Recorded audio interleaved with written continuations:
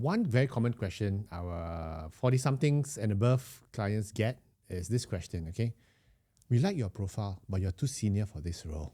It just means that I'm too expensive, isn't it? Yeah. So how do you go into a budget discussion with those guys? During the interview, it's too late. Yeah. If they already decided you're too expensive, you're going to be too expensive. So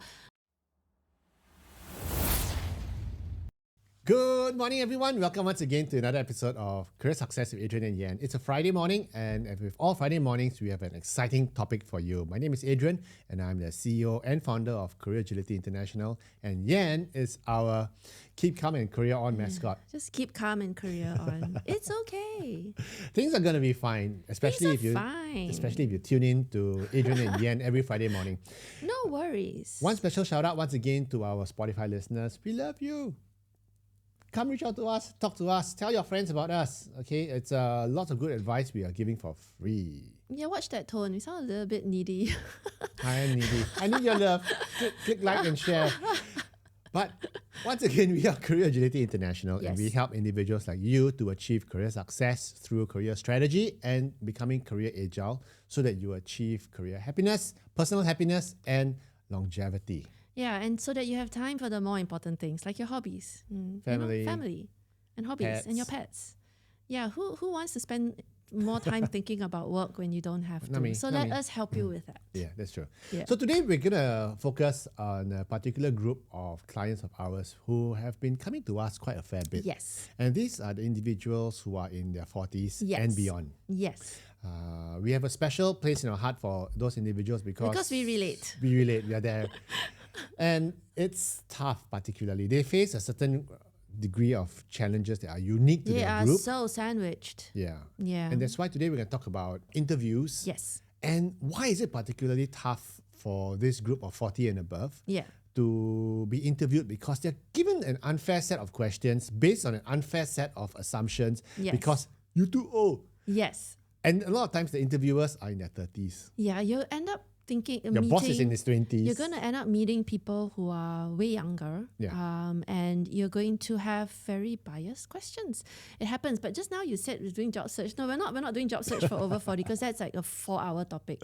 No, we're just going to talk about interviews. difficult interview conundrums Yeah. that can arise for those of us older than 40. Yes. And Not to say that 39-year-olds won't face the same issue. and it's good for 35 to yeah. 39-year-olds to listen to this as well because you're going to get there, young man, young lady. You're going to get there. You want to get some surgery or something, then you're going to look, 25. They will look young forever. This generation, they are so healthy and they're so well taken care of. So, But for those of us in our 40s now, as you're going for job interviews, you're starting to realize that there are fewer job interviews. Yes. And each interview when you go to, you're going to make it count. Yes. But the problem is there are a lot of unfair assumptions. Yep. Quick one, for example, I had this client who went for a job interview. He was only 41, And immediately they started telling him, your boss is 28 years old. Can you relate to a 28-year-old boss? Stuff like that. See, so immediately it's like, what they're trying to say, And because it's an interview, answer is, well, yeah. I mean, I work with young people all the time. The point is that regardless of what you say, he's not going to believe you. Yeah. The interviewer, the talent acquisition or the HR person is going to go, that's what they all say. That's what they all say. But that's the thing about interviews is when soft skills and attitudes are not, even though you drum the beat and you go like, I'm great. I'm a great communicator. You don't drum I'm the really beat. hardworking. You beat the drum. No, you drum the beat. Or you beat the drum. Yeah, whatever. Okay. But the point is that you are going to claim interest. You're going to express ability, and you're going to be all positive. Yeah. And you're going to say, yes, I work very well with all walks of life, across all age groups. My stakeholders love me. I'm very hardworking, result-oriented and driven. And the interviewer is going to go, tell me something I don't really know, because everyone says that, is right? going to say that. No, but my thing is this. I always ask myself, what is the question behind that question? When someone asks you a question like, how do you relate to a younger team? Yep. Are they actually asking you, how do you relate to a younger team, or hey, oldster, are you gonna be left out? Yeah. So, or something else. There's an agenda behind that question. So, but you can't answer a question with a question. It's like, so ask me. So we have a very much younger demographic for a team. How do you think you'll fit in? So why are you asking this question? Is it because of A or B? You can't do that. So don't do that. Do not answer a question with a question. No, don't answer a question with a question, especially if you can't figure out the agenda. So quick tip for all listeners, you need to do the research before the interview happens so that you know who you're meeting. You understand the demographics before you even entered the talk conversation.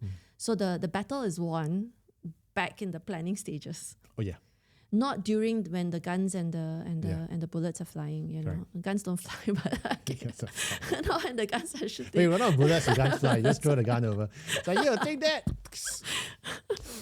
But yes, so you need to plan your strategy because regardless of the model answer I provide you today, context matters. I think so. Context really matters. So if you're meeting someone who's younger and perhaps already has a bias, and you've met other people who gave you some insights into this 35-year-old manager's style or the gatekeeper's attitudes or something.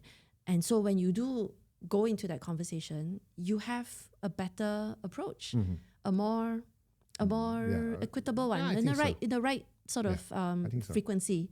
So the thing about frequency is it's a vibe, isn't it? So I could answer it in so many ways, and even though the answer is appropriate, it could still go down the wrong way. It's how it's received, right? So, and also, you know, if they have a bad impression or if there's something fixed and you can't shift it, then why? Actually, one of the worst answers are the ones that sound coached. Yeah. So you got to be careful as well, because I've done a lot of interview training, 20 years worth of interview training across many, many, many groups of people. And there are those who love the model answer, memorize it with big words, but it's not something they use regularly. Yeah. So they sound a bit practiced. Very fake. Very practiced, very coached, and ergo, they sound a lot less believable because that's not authentic. And you know the world, if you ask ChatGPT, how do I answer this question? ChatGPT is going to give you the best answer. The issue with ChatGPT is tonality. So how are you going to make it your own? And how are you going to sound authentic? I'm just going to like sidetrack a little bit. When American Idol was in its early days, one of the funny judge comments, I can't remember if it was The Voice or one of those competitions, but one of the judges said, "I wish you would own it more." And then another judge would say, "You need to make this song your own." Okay. And I used to think, what on earth are they on about with the F word inside? I was like, what on earth? You know, why? What are they saying? Okay. I get it now. This is it. Be in your voice. This is it. It's got to be in you have to put your profile, your personality, your authenticity into your answers. And that's why, ladies and gentlemen, boys and girls, we need to have, if you're going for a huge interview that's coming up, you know, come talk to us. Yen's our super interview coach, and you know, she's gonna be rough on you, but that's where when rubber hits the road, you want a coach who's gonna tell you where you can improve and what's sounding fake. So don't memorize stuff just for the sake of memorizing. I'm not rough. Tough love. I'm not tough. Okay. So another question people may ask. Sandpaper, it's not rough. But it'll smoothen you out. I'm kidding. Here's another question people like to ask, okay? Especially if you're doing a career pivot in your 40s. Yeah. Why are you making such a drastic move in your late stage of your career? What a nasty tone you've just used.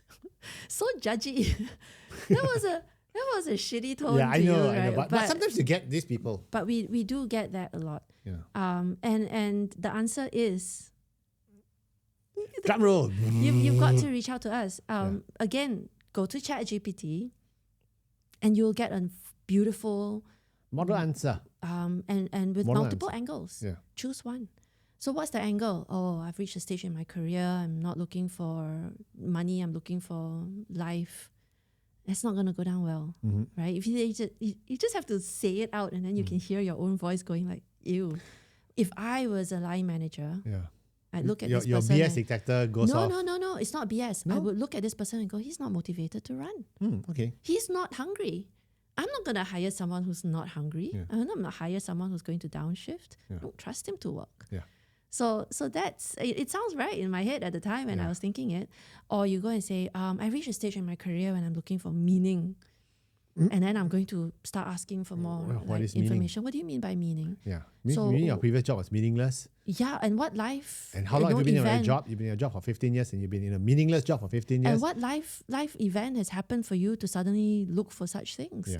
And I want to know, is it for real or is it something else? And if you need time, again, then it's going to derail into I'm looking for work-life balance. Mm-hmm. Would I hire someone who's asking for work-life balance? In the scale of things, I would hire someone who is hungry for growth. Yeah. I'm going to look for someone with room to grow. Yeah. Training and all, and some people are saying, but why don't you hire someone who's capable of so much more to do something little bit? Because then I can help you really get things off the ground instead of hiring someone who needs training and a runway. Yeah. It takes more time from you as well, Mr. Manager. Why don't you hire someone like me who's been there, done it, and can do it again? Yeah. So there are lots of ways to approach it, basically, right? And like what you said, I think owning it is important and being honest about it as well, because a lot of times interviewers can detect BS a mile away. It is so BS because both answers, regardless of how you think it, should, and then you start questioning. The world is judgy. The line managers are not nice. They are not giving me time, and they're not really thinking strategically. And then you start blaming them for your lack of progress. But it's not that. It's not it. Again, like I said, the battle is won at the planning stages. True. And one very common question our 40-somethings and above clients get is this question, okay? We like your profile, but you're too senior for this role. It just means that I'm too expensive, isn't it? Yeah. So how do you go into a budget discussion with those guys? During the interview, it's too late. Yeah. If they already decided you're too expensive, you're going to be too expensive. So regardless of your answer, are you willing to take a pay cut? Well, yeah, I mean, for the right role. I'm not going to hire because what's going on? That motivation's not aligned, I'd be very, very. I just struck Toto lottery. I made $1 million. So I'm not in it for the money, In which case, I won't hire you anyway, because then you're going to turn up as and when you feel like it. No, I need someone who's committed. And the funny thing about this is, as a headhunter, I can tell you, and Yen will concur. Whenever we hear some candidates saying, "I'm not in it for the money," okay, our radar goes up straight away because everyone's in it for the money. Yeah. And when someone says, "I'm not in it for the money," unless you can justify really, really well why you're not in it for the money, it comes across quite hollow.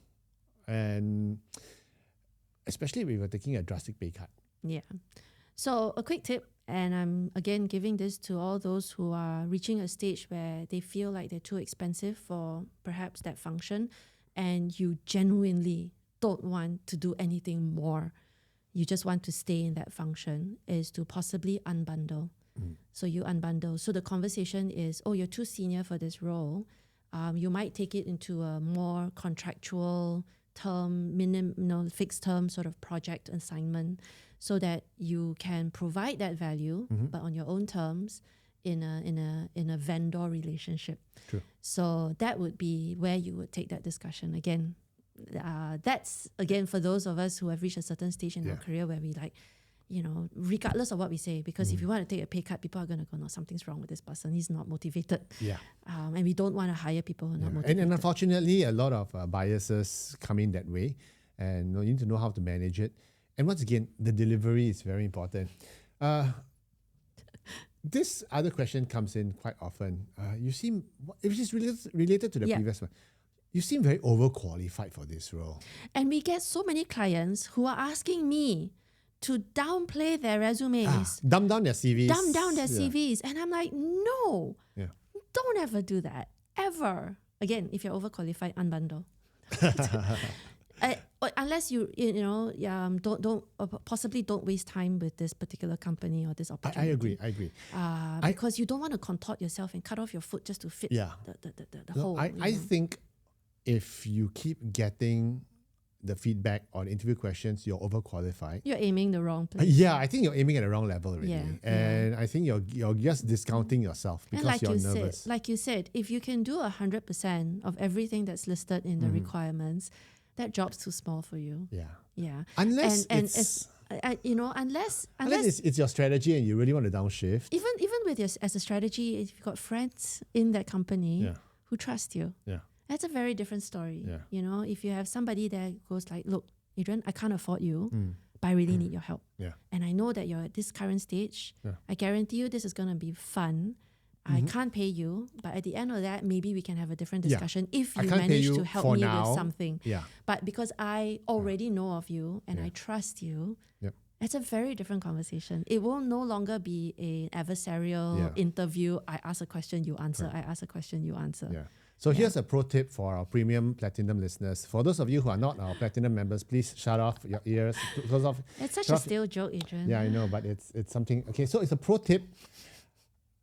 If you're too expensive or overqualified, okay, it's not just a matter of unbundling. Just say, okay, let me work with you on a contract basis for now. Okay, especially if you don't have a job in hand. Let me work with you on a contract basis just for this 1 month. Let me settle everything for you. Yeah, I may not be very cheap, but let me settle everything for you and then we'll review. And it also has to take into consideration the context and whether or not that's possible. Because not all jobs can be a 1 month, 2 months, 6 months thing. We had a client who was a very senior regional HR director, and she went into a new startup that was not as large, and it was only Singapore only role. And they said, you're too senior for the role. And she said, yeah, but what's your budget? Basically, they gave her a budget. Say, I'll just work for you for the first 3 months on this budget, and we'll see where it goes from there. I'll set everything up. I'll bump off once everything is done. And I'll even hire the people for you. Yeah. Right. And she did it, but they liked her so much, they kept her on as a retainer. So so there are ways of doing it. Yes. Once Get again, the foot in the door. It's situation. Yeah. Don't look for a job, look for work. Yeah. Don't contort yourself to fit some imaginary square hole. So that's a pro tip for the day.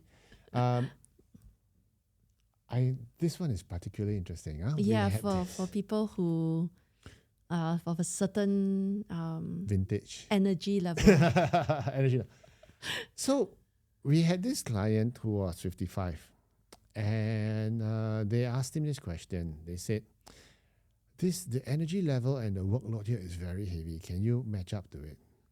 I guess my next question would be, what gave you the impression that this is going to be difficult for me? It must be the way I amble up the stairs 15 minutes like Joe Biden.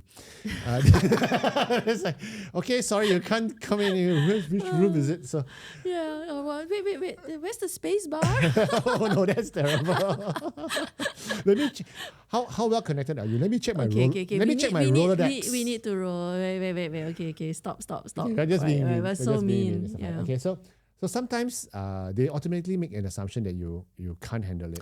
Either that, and if you've done your research, maybe you found out that it is not a nasty question. It is because the work is that bad and the turnover is high, regardless of age. Yeah, and it's a frenetic pace. Are you ready regardless for it? of age. So there are people who's been burning out from the ages of 30 to 50, so, and they know it.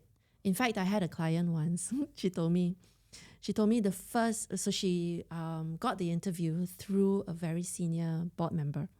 So the board member recommended, and the manager had no choice but to interview her. Okay. He came in with a bit of an attitude. First question was, so, can you stay late?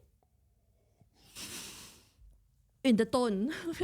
like, so, can you stay late? Wow. First question, it wasn't even so tell me about yourself, walk me through your history. Wow. No, it was immediately adversarial.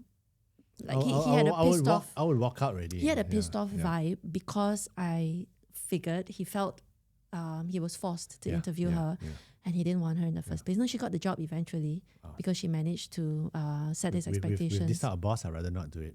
Sometimes it's sometimes they just play games during the interview. Okay, who knows why they do what they do, but if you give them a chance, maybe they're not that mean after all. So always have good assumptions. Assume good intentions until proven otherwise. Sure. So, but if you are constantly getting abused during the interview, just walk away and say, thank you for your time. I don't think this is the right role for me. Decline gently and move on. Yeah. So it is, it could be, again, we shouldn't take the word at face value. If the hours are long, the work is hard. Are you sure you're up to it? Yes. Yes, sir. Because again, regardless of what you say, I'm going to be like, right, sus. Everyone who wants this job is going to say yes. So I think in a nutshell, what we're saying is this. If you're in your 40s, the interview process might be a bit more grueling. You might be facing a bit of resistance, biases and prejudice. And no matter how you chat GPT the answers, Okay, it's not going to be yours. It's not going to be you. And that's why we recommend that if you're interviewing for a job that's really, really important, no, you don't have to come to us to do a whole program. Just for interview training, we have our career clinics. You can just spend an hour with you. I spent one with a client yesterday for an hour, and it was wonderful. Oh, that's my phone. Never mind, it's okay. Just let me shut it off. Yeah, we'll have to start with the final again. This is an aha moment.